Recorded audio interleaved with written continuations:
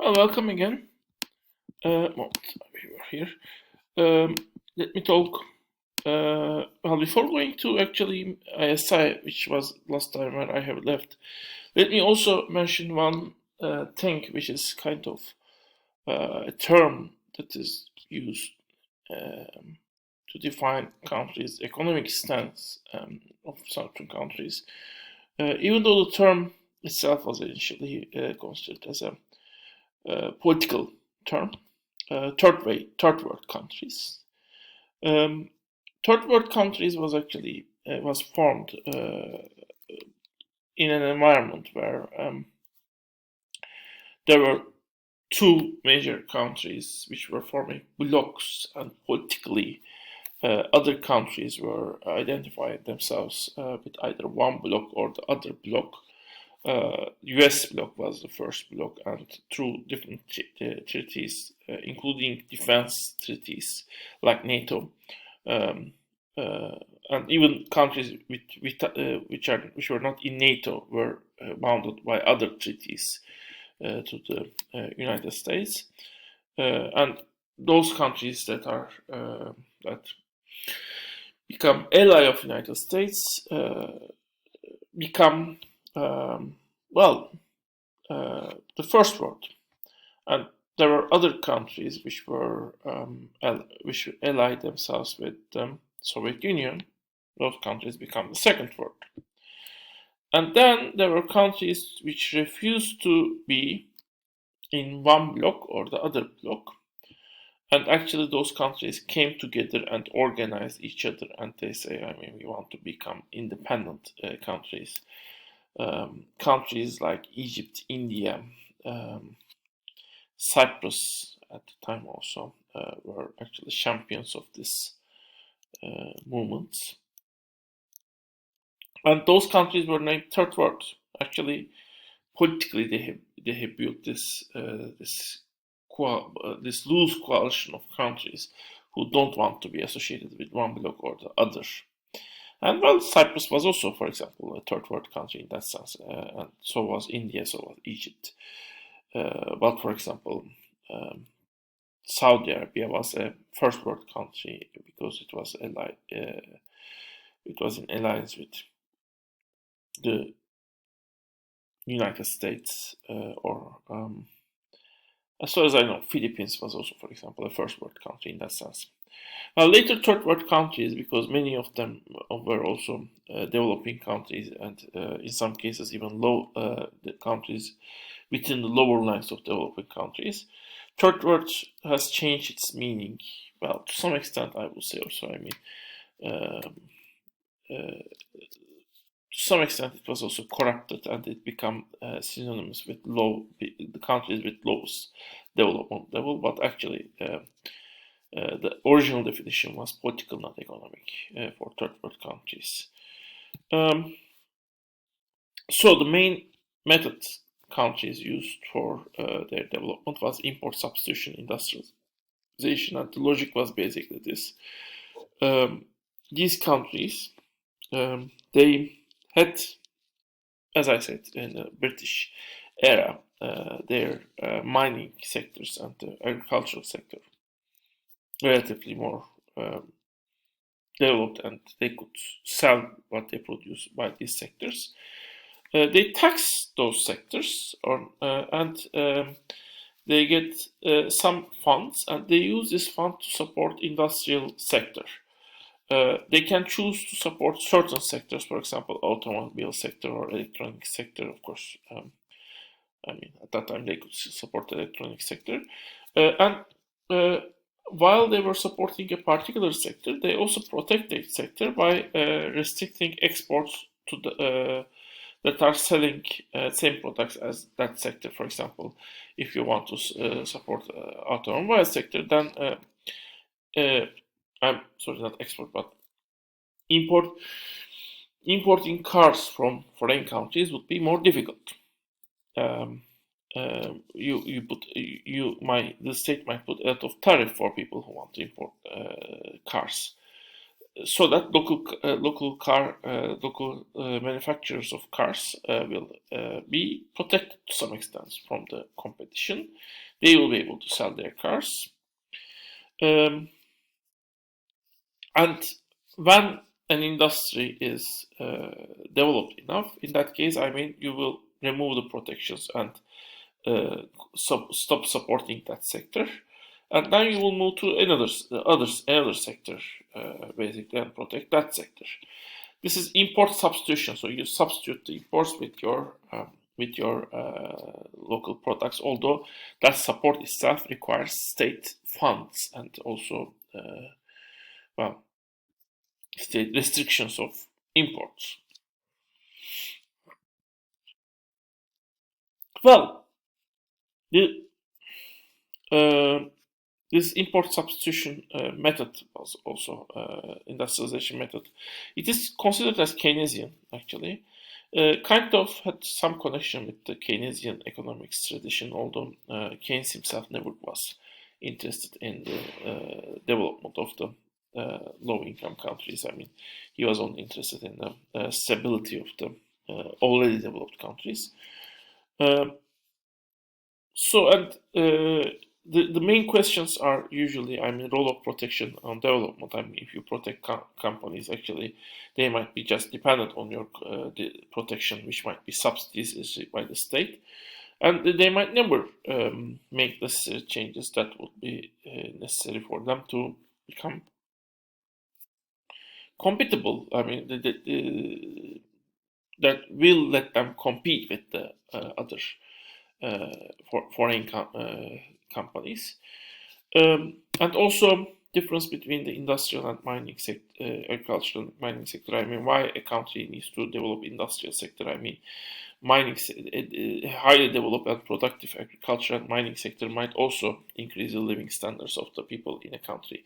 That was one of the ideas that challenged the import substitution industrialization tactic.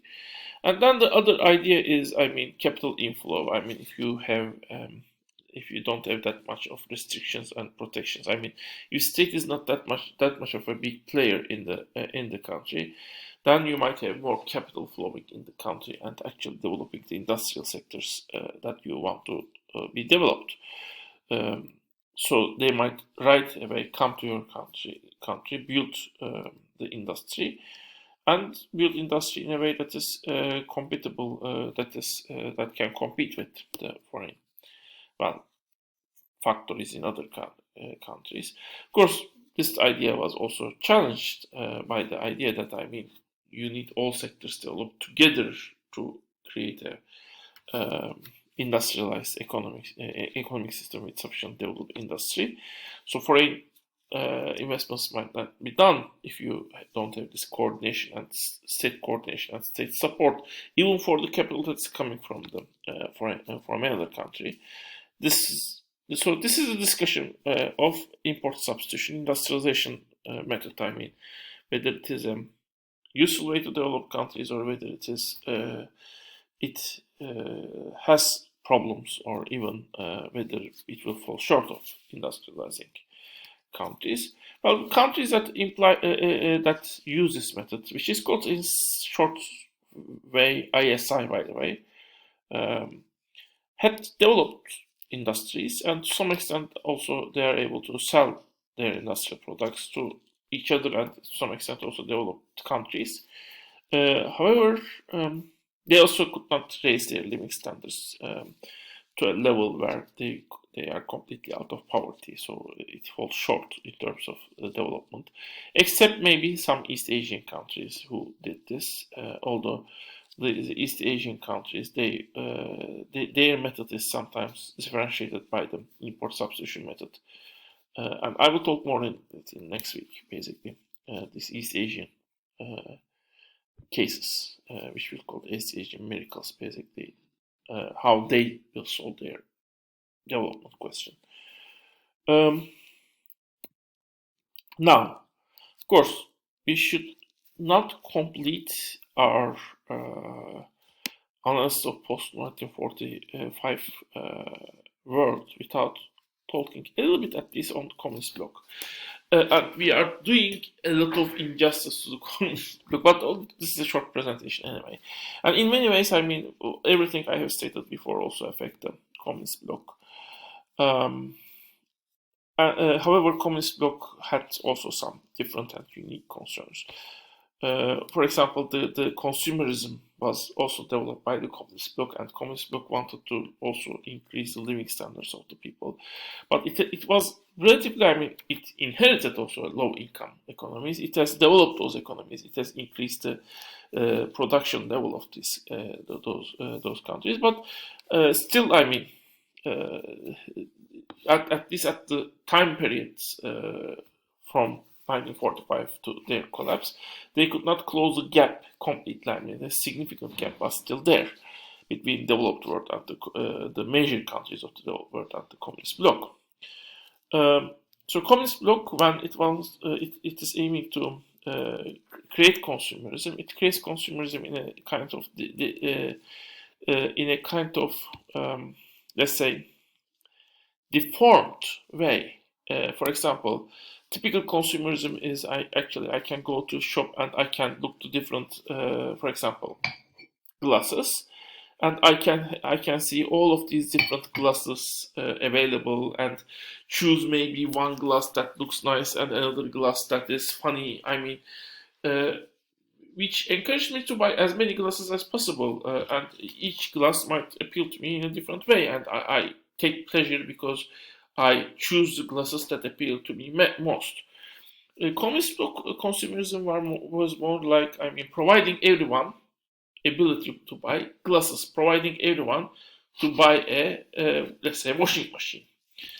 The main elements were, I mean, to some extent, of course, not as much as let's say, as intense as the typical household in US could get, at least the middle class household in US could get. But to the extent that they can, they give, they make certain consumer products available to the people, but they didn't give them choices. I mean, they just make those consumer products available in the way the central planning system has designed those products. Those products are also accused by being low quality and ugly. But Soviet Union was a low-income country and was trying to produce its consumer products to as many people as possible. So in that sense, that could be maybe forgivable.